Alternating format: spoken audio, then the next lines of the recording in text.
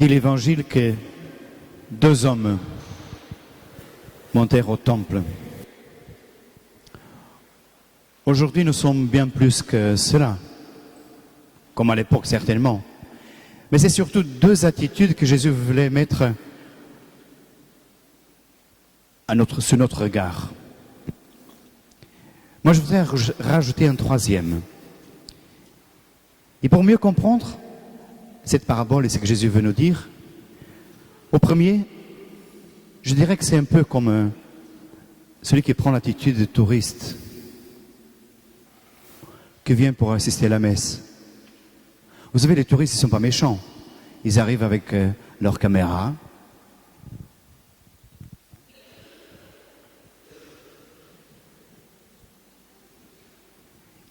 Ils font des selfies. Ils viennent voir, ils prennent des photos. Ce sont des touristes assez bien formés, ils prennent même des notes. Des fois, ils enregistrent des choses. Ils rentrent à la maison avec un portable plein d'images, plein de sons, plein de choses. Mais vous savez, quand je pars pour visiter quelque chose, ma vie ne change pas. Je ne suis pas changé par le fait d'aller visiter Chambord, c'est un château que j'aime beaucoup. Et vous savez, aujourd'hui, en venant à la messe, nous pouvons venir comme des touristes. Nous venons voir, nous venons assister, mais on est là, on est juste là. On garde quelques paroles, peut-être de la parole de Dieu qui reste dans notre cœur, mais ça ne va pas changer notre vie. Une autre possibilité, c'est de prendre 2 versions, qui sont un peu à l'opposé. Soit je me situe comme protagoniste, soit je me situe comme figurant. Et vous savez, dans les films, il y a toujours un protagoniste, c'est l'héros, le personnage principal. Et après, il y a tout le monde qui fait partie du décor. Il y a tout le monde qui est là, qui fait partie du film. Mais ils n'ont pas l'action principale. Dans cet évangile, Jésus nous présente 2 figures.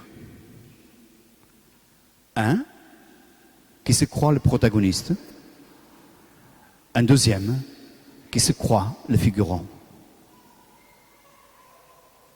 Quand les pharisiens il arrivent, ils se croient le protagoniste.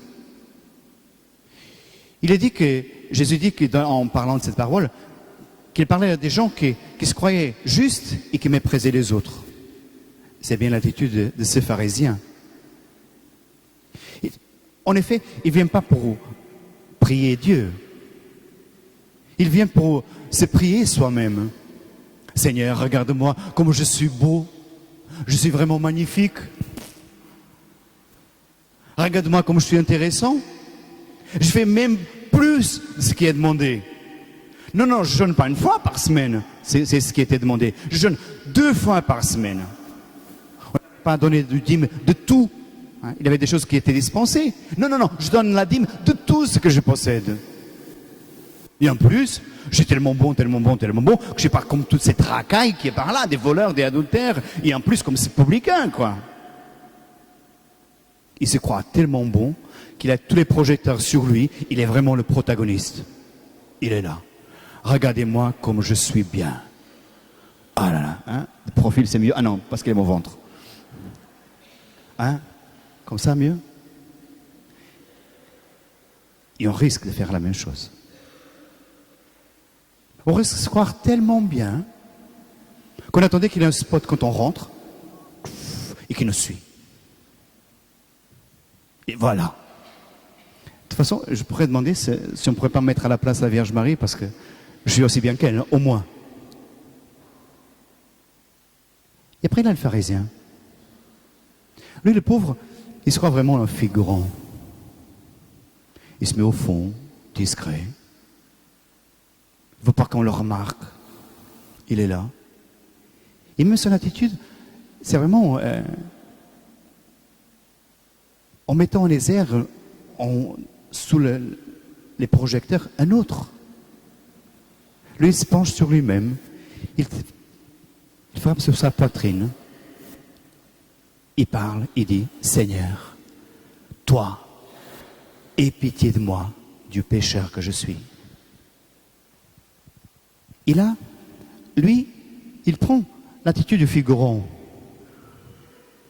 Il le reconnaît comme protagoniste, le seul vrai protagoniste, Dieu. Dit Jésus que c'est celui-là qui rentre justifié, sauvé. Je ne sais pas quelle est l'attitude de votre cœur, comment vous venez. Je sais que certains, au moins dans l'attitude, ils font comme le pharisien, pas le pharisien, le publicain. Ils choisissent vraiment la dernière place. Ça doit être vraiment par humilité, non pas par peur du prêtre, j'espère. Mais vous savez, je voudrais vous demander, qu'est-ce que vous attendez? Qu'est-ce que vous voulez? Quelle place vous voulez prendre? Et vous savez, pour ça, on est vraiment invité à réfléchir quelle est l'attitude de notre cœur. Pour qu'en sortant, il s'est passé quelque chose. Vous savez, le pharisien, quand il est parti du temple, il était encore plus gonflé qu'avant. Il n'était pas plus proche de Dieu.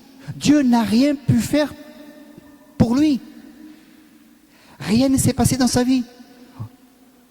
Le touriste qui vient, il rentre, il sort, vous savez, il n'a rien qui se passe dans sa vie.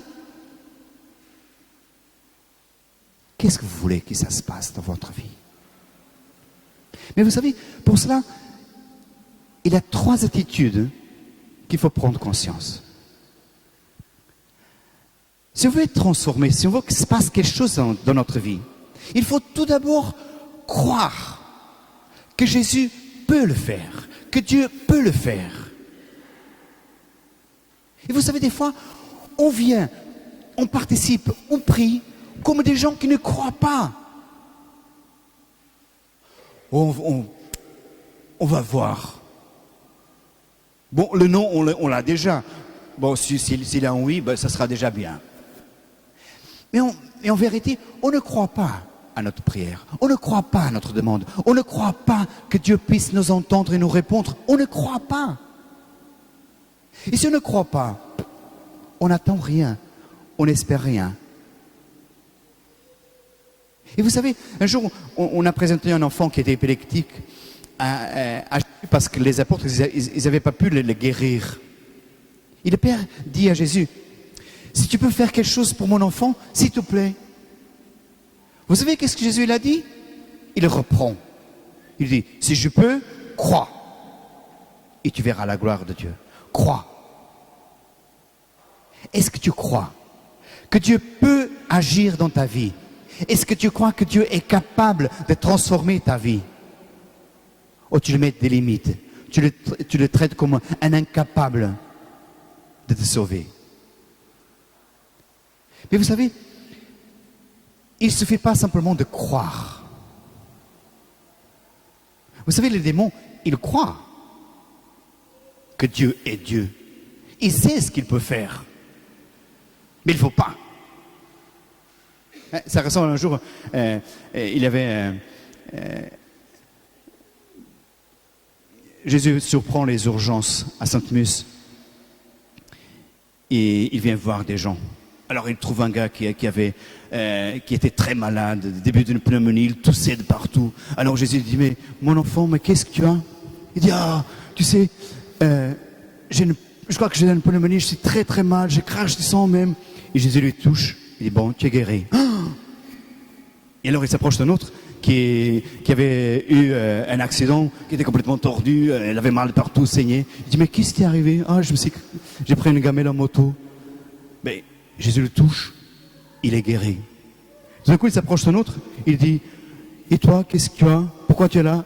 Il lui répond, surtout touche pas, hein? Je suis un arrêt maladie. Et des fois, on est comme ça. Seigneur, surtout ne touche pas dans ma vie. Hein? Ne me touche pas. Hein? C'est très bien comme ça. On croit qu'il peut le faire, mais on ne veut pas.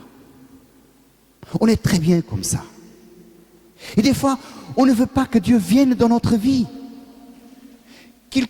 Qu'il touche touche dans notre vie de famille, dans notre vie de couple, ma façon d'être dans mon travail, avec mes amis. Je ne veux pas. Et alors, je viens à la messe et je dis, surtout ne me touche pas, hein. Laisse-moi tranquille. Il n'y a rien qui se passe dans notre vie. On sort pareil, exactement comme le pharisien. Rempli, on est très bien comme ça. Je suis très bien comme ça. Je ne suis pas comme les autres, hein. Quand même, je viens à la messe. Je fais déjà plein de bonnes choses. Ça suffit. Déjà assez donné. Ne me touche pas.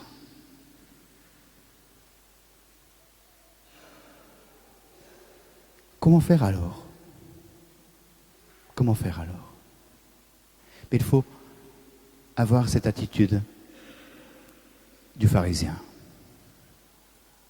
Il faut être humble pour demander. Il faut être humble pour demander. Seigneur, je crois que tu peux le faire.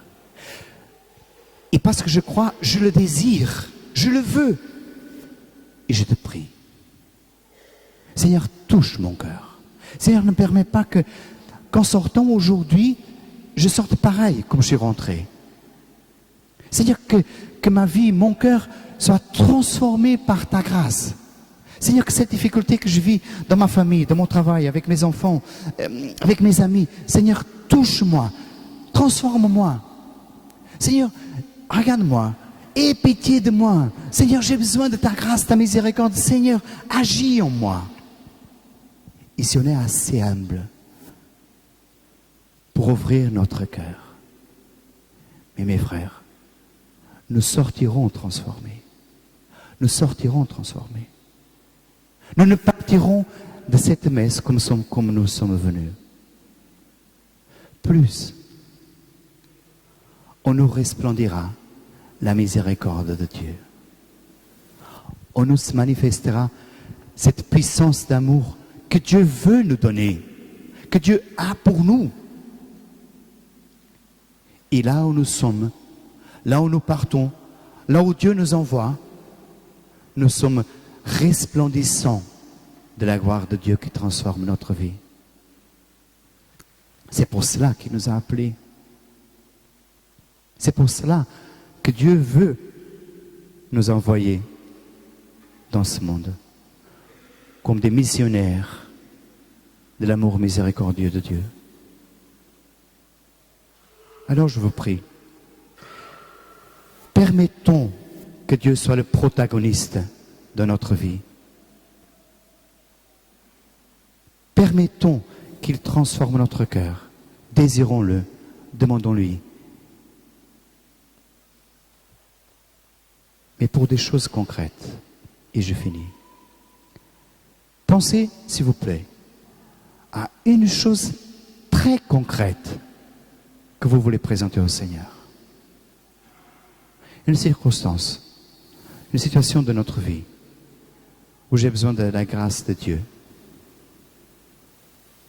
Et je vous prie, en ce moment, et surtout tout à l'heure, en recevant en nos mains, en notre bouche, en notre corps, le corps du Christ, disons-lui, Seigneur, pour cette circonstance, pour cette situation, aie pitié du pécheur que je suis.